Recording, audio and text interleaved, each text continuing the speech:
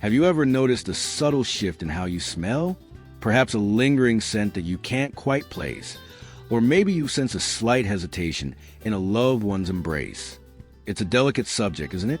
Something that's rarely spoken about. Yet it touches the lives of so many of us as we journey through our golden years. We're talking about that distinct body odor that can sometimes accompany aging. A scent that, while natural, can cause a bit of worry and discomfort. It's a topic that deserves our attention, not with shame or embarrassment, but with understanding and gentle solutions. In this video, we'll talk openly and honestly about this very common experience. We'll explore the biological reasons behind this scent, and more importantly, we'll share practical, simple steps you can take to address it, because feeling confident and comfortable in your own skin is essential at every stage of life, and especially now. Let's begin by understanding that this isn't about hygiene. It's not about being less clean or less careful. It's about the wonderful, complex changes our bodies go through as we age. One of the primary reasons for this shift in body odor is a change in our sweat glands. You see, as we get older, our sweat glands tend to slow down. Now, you might think less sweat is a good thing, right? No more sticky summer days. But here's the catch. Sweat isn't just about cooling us down. It's also a natural way our bodies flush out toxins and waste. When we were younger, our bodies were quite efficient at this, but as we age, this process slows. Imagine it like this. Our bodies are like a house with a cleaning system. When that system slows down, things start to accumulate. Those toxins and waste products, instead of being efficiently flushed out, can linger on our skin, creating a breeding ground for bacteria. And it's these bacteria that contribute to that musty, sometimes sour odor. It's not something we can always smell on ourselves, but others might notice it. Another key factor is a change in our skin's oil production. Did you know that as we age, our skin starts to produce a compound called 2-nonenal? It's a fatty acid that's not typically found in younger people, and it has a very distinct odor. It's often described as a little grassy, a little greasy, and no amount of perfume or scented lotion can truly mask it. In fact, sometimes those products can make it worse, like trying to cover up a musty room with air freshener. It just doesn't quite work. This 2-nonenal tends to build up in the sebum or oil that our skin naturally produces, especially in areas like our neck, back, and chest. It's a subtle change, but it can make a noticeable difference in how we smell. And it's not something we can control. It is a natural part of our aging process. And finally, let's talk about dry mouth. As we get older, our bodies produce less saliva. Now, saliva isn't just for swallowing. It's also a natural cleanser for our mouths. It helps wash away bacteria and food particles, keeping our breath fresh. When our mouths become dry, those bacteria have a field day, multiplying and creating foul-smelling gases. This is why many seniors experience chronic bad breath, even if they brush regularly. It's important to remember that these changes are natural. They are not a reflection of your hygiene or your self-care. They are simply part of the journey of aging. But that doesn't mean we have to accept them without taking action. There are simple, practical steps we can take to address these issues and regain our confidence. Now that we've understood the biological reasons behind these changes, let's talk about what we can do to address them. The good news is you don't need expensive lotions, harsh chemicals, or complicated routines. Just a few simple adjustments to your daily habits can make a world of difference. First, let's talk about those hidden areas of our bodies. You know, those spots we might overlook in our daily routines. As we age, our skin changes, becoming softer and developing more folds and creases. These areas, like the back of the neck, behind the ears, under the arms, beneath the breasts, around the navel and groin, behind the knees, and inside the elbows, can trap sweat, oil, dead skin, and bacteria. And because they're often harder to reach, they might not get the attention they need during our showers. Think of it like this. If you don't clean the corners of a room, dust and grime will accumulate. Similarly, if we don't focus on these hidden areas, unwanted odors can develop. So what's the solution? Use a soft washcloth or a gentle loofah. Focus on these folds with warm, not hot, water and a mild soap. Be thorough but gentle. Don't scrub too hard, as that can damage the skin. I remember one of my patients, Susan, who came to me with this very concern. She said, "Dr. Henry, I've showered daily for decades, but I never thought to really scrub behind my ears or under my chest." After she started paying attention to these areas, she told me, "The difference is unbelievable. My grandkids hug me again." That's the kind of change we're aiming for. Next, let's talk about hairy areas. Hair, whether on our head, chest, underarms, or belly, can also collect sweat and sebum. Even if you wash your hair regularly, most people don't massage the scalp properly, which is a key area where odor can originate.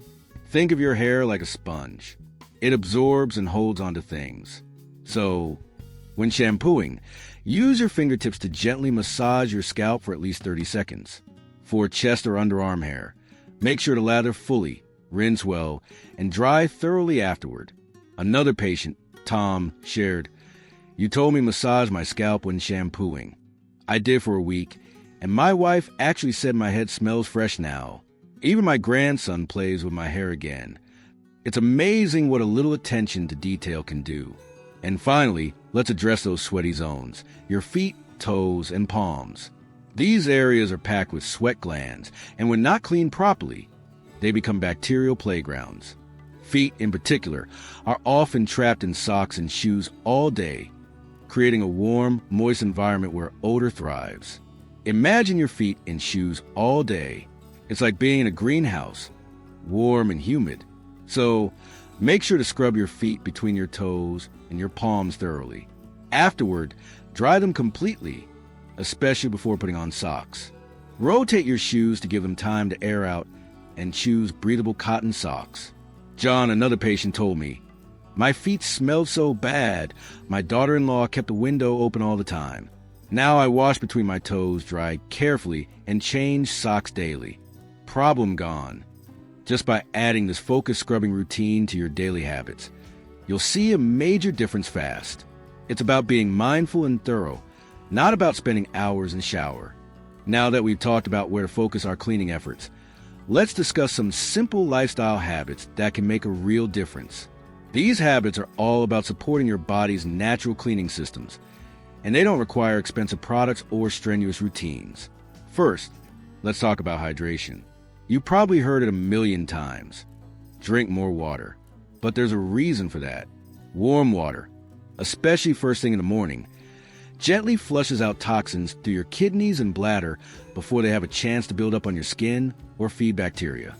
Think of warm water as a gentle internal cleanse. It's like giving your body a fresh start each day. Margaret, one of my patients, told me, "I used to start my day with coffee. Now, I drink one warm glass of water first. Within 2 weeks, my skin felt better, and my granddaughter said I smell fresh." Aim for 6 to 8 glasses of warm water per day. And remember, coffee and tea don't count, as caffeine can actually dehydrate you. Next, let's talk about sunshine and gentle movement. You don't need to run marathons or lift heavy weights. Just a slow, 20-minute walk once or twice a day in mild sunlight can do wonders. It helps you sweat lightly, clearing out toxins, and sunlight kills surface bacteria and boosts mood. Imagine sunlight as a natural disinfectant. It helps keep things clean and fresh. Fred, another patient, shared, "My knees hurt, so I started with 10 minutes around the block early in the morning. After a week, I was walking 20. The smell faded, and honestly, I feel younger. The best times for a walk are before 10 a.m. or after 4 p.m., when the sun is gentle." And finally, let's talk about bathing. A warm shower is one of life's little luxuries, but hot water can damage your skin barrier, dry out the surface, and actually trap odor-causing oils and bacteria. Keep your shower water comfortably warm, not steaming hot. Once a week, soak in a warm bath for 15 to 20 minutes to open your pores and let the deep gunk escape.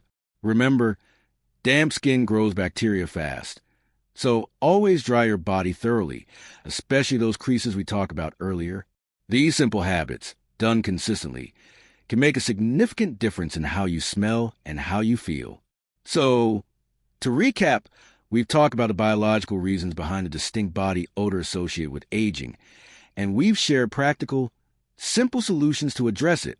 It's not about being dirty. It's about natural bodily changes. And it's not about expensive products or complicated routines. It's about gentle adjustments to your daily habits. Remember, you deserve to feel confident and comfortable in your own skin. You deserve to hug your grandchildren without fear, to be close to the people you love without hesitation. These small changes can make a big difference, not just in how you smell, but in how you feel and how others respond to you. I understand that this is a sensitive topic, and I appreciate your willingness to talk about it openly. If you found this video helpful, please give a thumbs up and share it with someone who might benefit. And don't forget to subscribe to our channel for more helpful content on aging with grace and confidence. We'd also love to hear from you. Have you tried any of these tips? Do you have any other suggestions to share? Please leave a comment below. Your experiences and insights can help others on their journey. Remember, aging is a natural part of life, and it's a journey we're all on together. Let's embrace it with understanding, kindness, and a commitment to taking care of ourselves. You are never too old to feel fresh, confident, and loved.